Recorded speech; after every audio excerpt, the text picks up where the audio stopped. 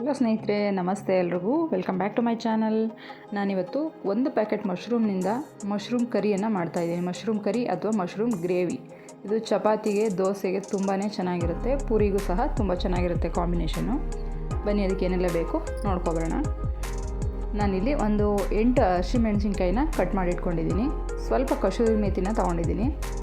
ಮತ್ತು ಸ್ವಲ್ಪ ಕ್ಯಾಪ್ಸಿಕಮನ್ನು ತೊಗೊಂಡಿದ್ದೀನಿ. 1 ಸ್ಪೂನು ಶುಂಠಿ ಬೆಳ್ಳುಳ್ಳಿ ಪೇಸ್ಟು ಮತ್ತು ಸ್ವಲ್ಪ ಕೊತ್ತಂಬರಿ ಸೊಪ್ಪನ್ನು ತೊಗೊಂಡಿದ್ದೀನಿ. ನಾನಿಲ್ಲಿ ಅರ್ಧ ಸ್ಪೂನ್ ಅರಿಶಿನ, ಅರ್ಧ ಸ್ಪೂನು ಗರಂ ಮಸಾಲೆ, ಅರ್ಧ ಸ್ಪೂನ್ ಆಗುವಷ್ಟು ಚಿಲ್ಲಿ ಪೌಡ್ರನ್ನ ತೊಗೊಂಡಿದ್ದೀನಿ ಸ್ಪೈಸಸ್ಗೋಸ್ಕರ. ಮತ್ತು 2 ಈರುಳ್ಳಿನ, ಮೀಡಿಯಮ್ ಸೈಜ್ ಈರುಳ್ಳಿನ ಈ ಥರ ಚಿಕ್ಕದಾಗಿ ಕಟ್ ಮಾಡ್ಕೊಂಡಿದ್ದೀನಿ. ಮತ್ತು ಇಲ್ಲಿ 2 ಟೊಮೆಟೊನ ಸಣ್ಣದಾಗಿ ಕಟ್ ಮಾಡ್ಕೊಂಡಿದ್ದೀನಿ.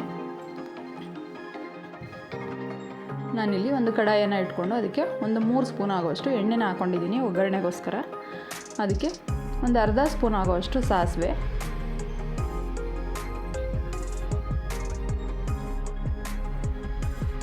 ಈ ಗ್ರೇವಿ ತುಂಬಾ ಬೇಗ ಆಗೋಗುತ್ತೆ. ನಾನು ಇದಕ್ಕೆ ಸ್ವಲ್ಪ ಕರಿಬೇವನ್ನು ಸೇರಿಸ್ಕೊತಾ ಇದ್ದೀನಿ. ತುಂಬಾ ಸುಲಭವಾಗಿರುತ್ತೆ, ತುಂಬ ಬೇಗ ಆಗುತ್ತೆ.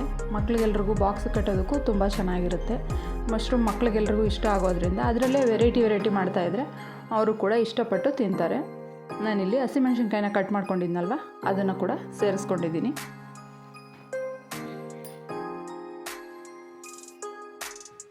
ಮತ್ತು ಇದಕ್ಕೆ 2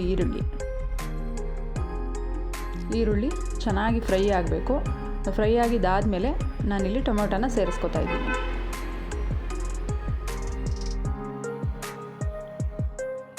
ಗ್ರೇವಿ ನಮಗೆ ಜಾಸ್ತಿ ಬೇಕು ಅಂತಂದರೆ ಇನ್ನೊಂದು ಸ್ವಲ್ಪ ಜಾಸ್ತಿಯಾಗಿ ಟೊಮೊಟೊ ಈರುಳ್ಳಿನ ಜಾಸ್ತಿ ಮಾಡ್ಕೋಬೇಕಾಗುತ್ತೆ. 1 ಪ್ಯಾಕೆಟ್ ಮಶ್ರೂಮ್ಗೆ ಅಂದರೆ 200 ಗ್ರಾಮ್ ಬರುತ್ತೆ. ಅದಕ್ಕೆ ಕರೆಕ್ಟ್ ಆಗುತ್ತೆ ಇದು.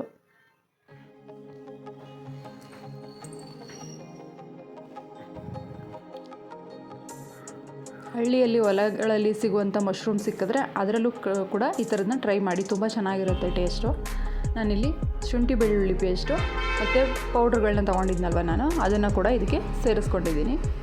ಇದೆಲ್ಲವನ್ನು ಹಾಕಿದ್ದಾದಮೇಲೆ ಚೆನ್ನಾಗಿ ಇದನ್ನ ಮಿಕ್ಸ್ ಮಾಡ್ಕೊತಾ ಇದ್ದೀನಿ. ಟೊಮೊಟೊ ಎಲ್ಲ ಸಾಫ್ಟಾಗಿ ಚೆನ್ನಾಗಿ ಬೇಯಬೇಕು.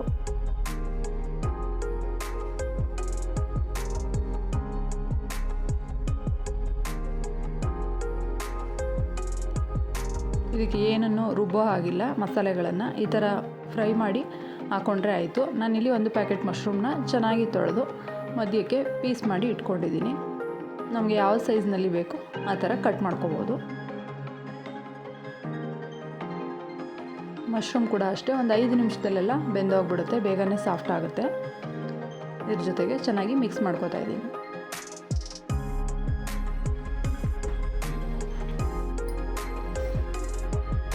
ನೋಡಿ, ಈ ಥರ ಮಸಾಲೆಗಳು, ಟೊಮೆಟೊ, ಈರುಳ್ಳಿ ಎಲ್ಲ ಮಶ್ರೂಮ್ ಹಿಡಿಯೋ ಥರ ಚೆನ್ನಾಗಿ ಇದನ್ನು ಮಿಕ್ಸ್ ಮಾಡ್ಕೊಂಡಿದ್ದೀನಿ.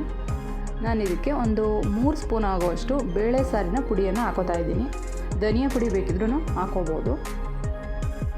ಮತ್ತು ಇದಕ್ಕೆ ಚಿಕ್ಕ ಲೋಟದಲ್ಲಿ, ಒಂದು ಟೀ ಲೋಟದಲ್ಲಿ 1 ಲೋಟ ಆಗುವಷ್ಟು ನೀರನ್ನು ಸೇರಿಸ್ಕೊತಾ ಇದ್ದೀನಿ. ನಮಗದು ಗ್ರೇವಿ ಬರಬೇಕಲ್ವ ಚಪಾತಿಗೆಲ್ಲ ಹಚ್ಕೊಳ್ಳೋದಕ್ಕೆ, ಅದಕ್ಕೋಸ್ಕರ.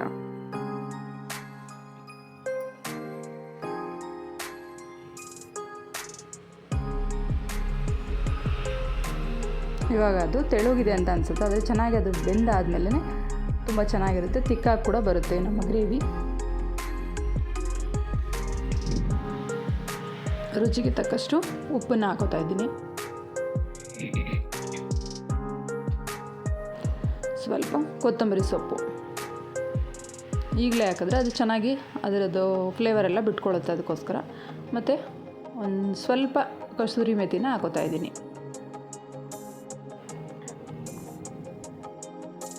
ಗ್ರೇವಿಗಳಿಗೆಲ್ಲ ಕಸೂರಿ ಮೇಥಿ ಹಾಕಿದ್ರೇ ತುಂಬ ಚೆನ್ನಾಗಿರುತ್ತೆ ಟೇಸ್ಟು. ನೋಡಿ, ಇವಾಗ ರೆಡಿಯಾಗಿದೆ. ಒಂದು 5 ನಿಮಿಷ ಬೆಂದಿದ ತಕ್ಷಣ ಅದು ರೆಡಿಯಾಗಿದೆ.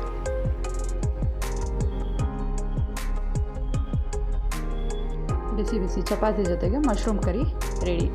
ಯಾರೆಲ್ಲ ಇನ್ನೂ ನಮ್ಮ ಚಾನಲ್ನ ಸಬ್ಸ್ಕ್ರೈಬ್ ಮಾಡಿಲ್ಲ, ದಯವಿಟ್ಟು ಸಬ್ಸ್ಕ್ರೈಬ್ ಮಾಡಿ.